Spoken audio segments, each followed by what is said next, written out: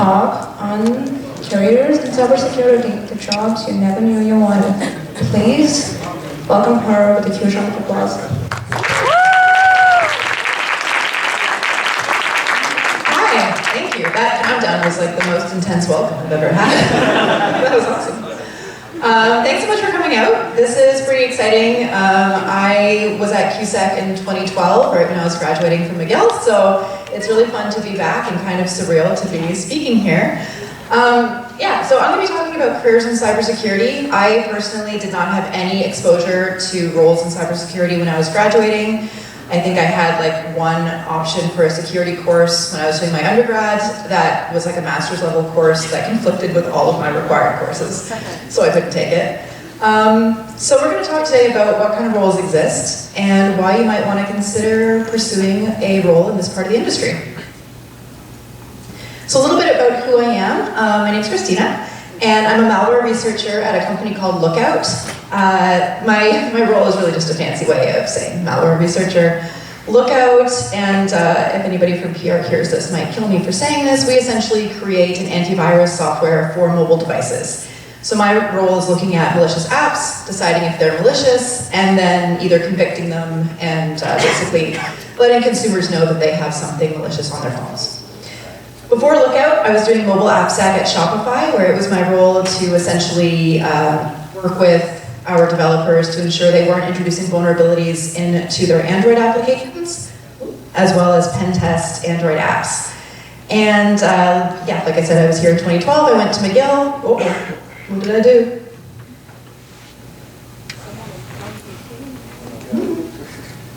Oh. I got too excited and I hit the thingy on my leg. There we go. All right, let's try this again. All right, I'm gonna put that down. Can't be trusted. I talk too much with my hands. Okay, so I went to McGill, did my comp sci degree there, actually focused on game development, so this is a bit of a 180. I'm currently doing a master's degree through a school called SANS, which is online, and they focus on cybersecurity stuff. So if you have any questions about like any postgrad stuff, you can ask me about that too. I like to talk a lot about cybersecurity and what's happening in the industry and why I think it's exciting. So I do some blogging. I'm on the internet, different places under that handle. And then I just came out with a LinkedIn Learning course, essentially, that teaches you how to reverse engineer Android malware, which is kind of fun. Okay, so I don't have a whole lot of time, and I have a lot to cover. So I'm going to go through this at kind of a very high level, and if you have any questions, please don't hesitate to talk to me after. I'll give you all my contact info, and these slides will be online too. So there are a lot of resources, and I don't want you to feel like you have to like scribble anything down. They'll all be on my GitHub, and I'll post them on Twitter too. So cybersecurity, I'm sure a lot of you have heard what cybersecurity is before, and if not, I'm just going to give you like literally a dictionary definition. It's basically dealing with anything in the tech industry that tries to guard against cyber crime. So that could be the breach of data or information from an organization. That could be trying to prevent unauthorized access to computer systems. It covers a whole range of things, and we're going to actually walk through all the different areas of the industry that you could even work in, and kind of a brief overview of what they are and why they might be interesting. But if you've heard about hacking or cybersecurity in general, a lot of the times what you see is stuff like this. And if anybody has seen hackers, you know what I'm talking about. If you haven't seen hackers, this is a gem of cinematography from 1996. It's kind of horrible, but it's great. And it's totally unrealistic. But it's like a really important part of hacker culture. And so, yeah, you typically have people getting arrested when they're like 16 for breaking into computer systems, and that is not exactly what real life is like. Neither is this. It's like the extra hand that comes in this other gift, like what is happening? Anyways, it's not exactly like this. But there are, now that cybersecurity is becoming more of an important buzzword, a lot of the media and TV shows and movies are actually starting to portray it much more realistically. So like Mr. Robot, for example, actually pretty accurate. So let's talk about why considering a career in infosec is maybe a good idea for you. I'm going to talk about just some kind of stats, and I'm going to talk about this before we talk about why it might align with something that you might be interested in, because I wanted to kind of talk the practicality of the role and like job prospects, as well as making sure that it's something that you might actually enjoy spending, 40, 50, 60 hours of your day doing. So back when I gave a similar talk a couple years ago, they were predicting there would be about 1 million unfilled positions in cybersecurity roles by 2020. They were incredibly wrong, because now they're predicting 3.5 million unfilled positions by 2021. So we do not have enough people to fill all the roles that exist in cybersecurity positions in the tech industry. It is actually quite alarming, and the industry as a whole is really concerned because hackers aren't slowing down, but unfortunately we don't have enough people who are skilled for these cybersecurity roles. The good thing about this for us means that there is literally a 0% unemployment rate, which is kind of unheard of, but also kind of awesome if you're looking for a job. And then, because there's a 0% unemployment rate and there are not enough people to fill these roles, entry-level pay is on average $10,000 US, higher than other areas in the industry. And if you get to like a C-suite level, you're looking at about $500,000 US for your salary. And again, it's not all about money, it's not all about just finding a job. You have to make sure you do something you love, but it's kind of nice to know that if you're investing your time and your resources towards an area of the industry, that you're going to be well compensated. So let's look at the career options that exist. And like I said, there are a few different areas you can work in the industry. Some of these you probably see more on television and in movies than others. For example, pen testing. Pen testing is a short form for penetration testing. It basically means trying to break a bunch of stuff the way that hackers would. So when I was working at Shopify, I would have to pen test Android apps, essentially figuring out ways that I could steal data and steal information the same way that somebody who was malicious would do it. I was just doing it from like an ethical standpoint. Incident response is kind of a more generalized term with dealing with any incidents that can occur for an organization. Sometimes that's like a data breach. Sometimes it's dealing with network security and packet analysis. It's kind of sometimes a catch-all. It sort of depends on the company and what position they're looking to fill. Malware analysis is what I do, and so I've already talked a bit about that. And it kind of exists for a broad range of different technologies, so I focus on mobile, but you can also do PC malware analysis. I'm sure many of you have heard about that before. And then application security, also what I talked about with Shopify, that is essentially, again, it kind of depends on the company. A lot of the times it does involve pen testing applications, but it also involves building out security features for the organization that you're working for, as well as working with their developers to make sure that they're not introducing new vulnerabilities. Network security engineering basically does exactly what it says on the tin. You're looking at network traffic and working with a lot of the times different tools that kind of guard against any kind of malicious traffic or attempts to breach the organization.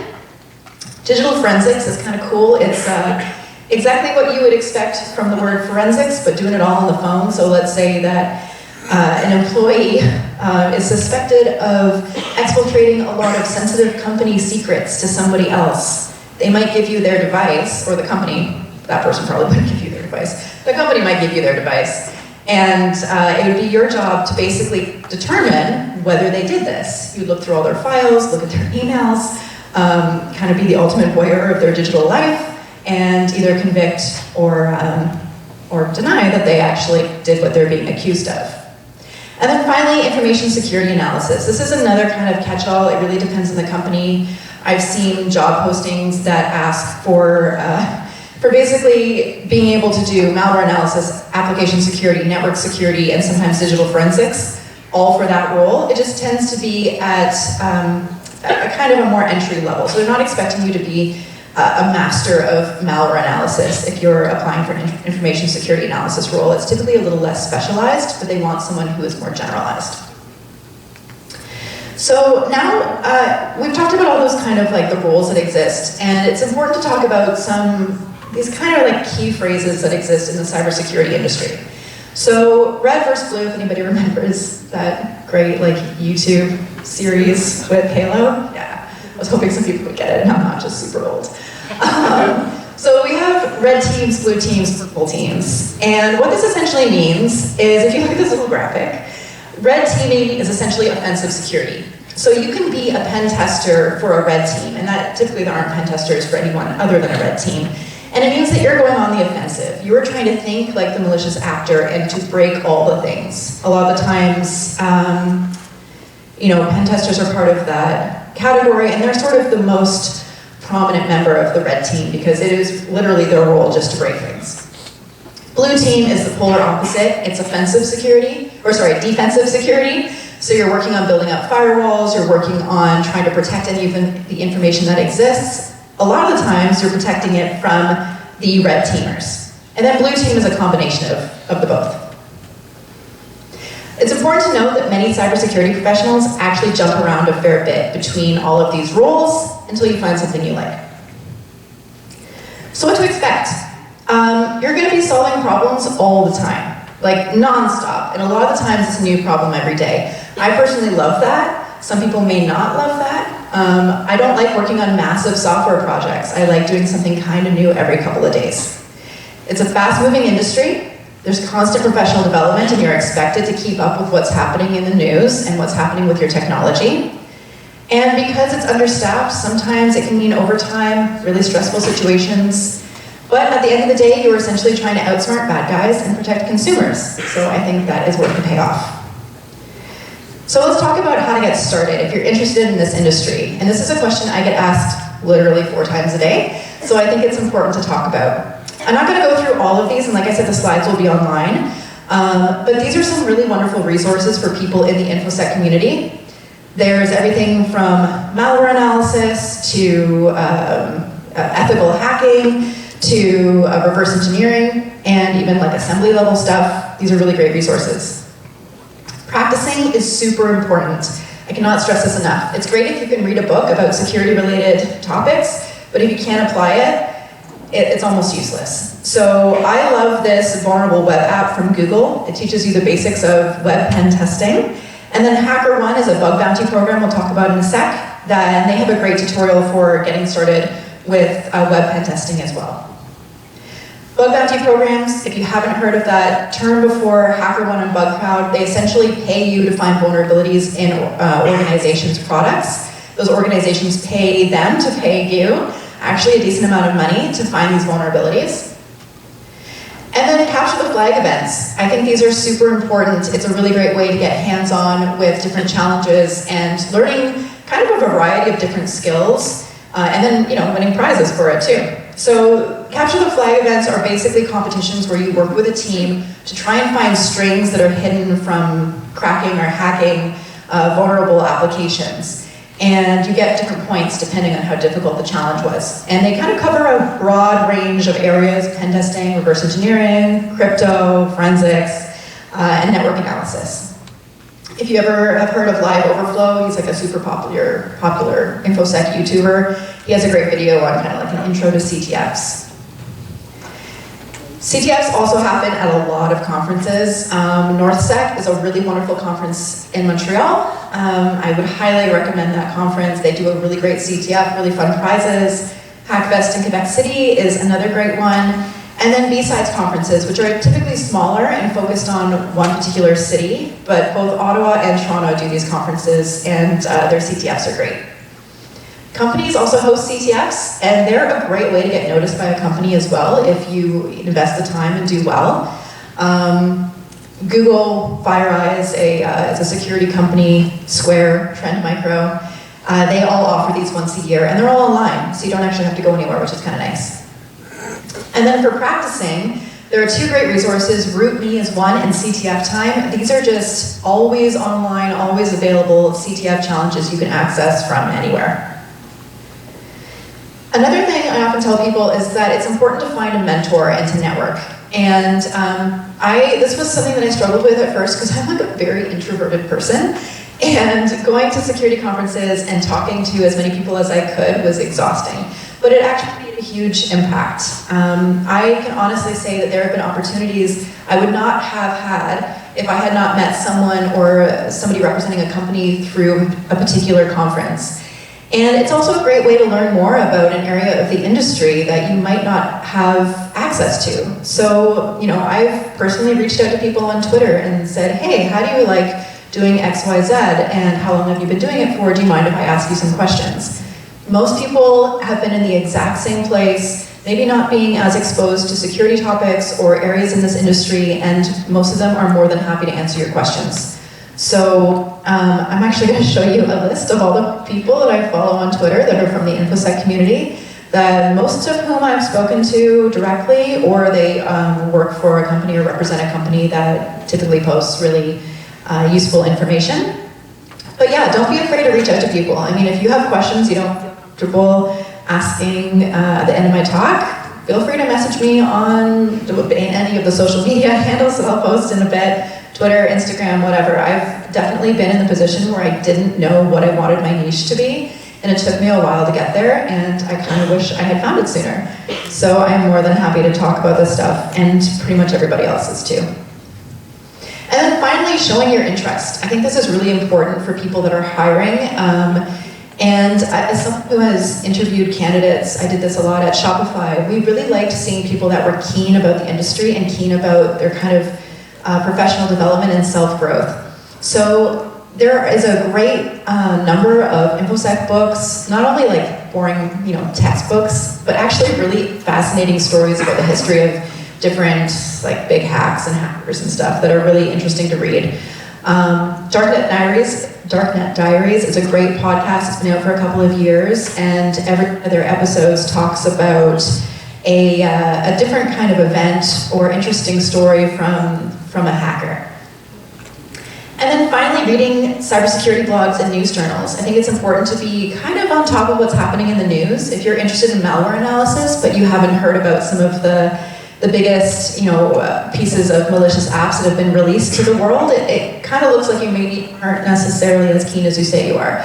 So it doesn't mean you have to read these 3 times a day, every single day, but checking in on kind of the biggest stories once a week can be really helpful. These are a list of some of the best cybersecurity blogs and news journals that I've found, and I just follow them with an RSS reader a couple times a week.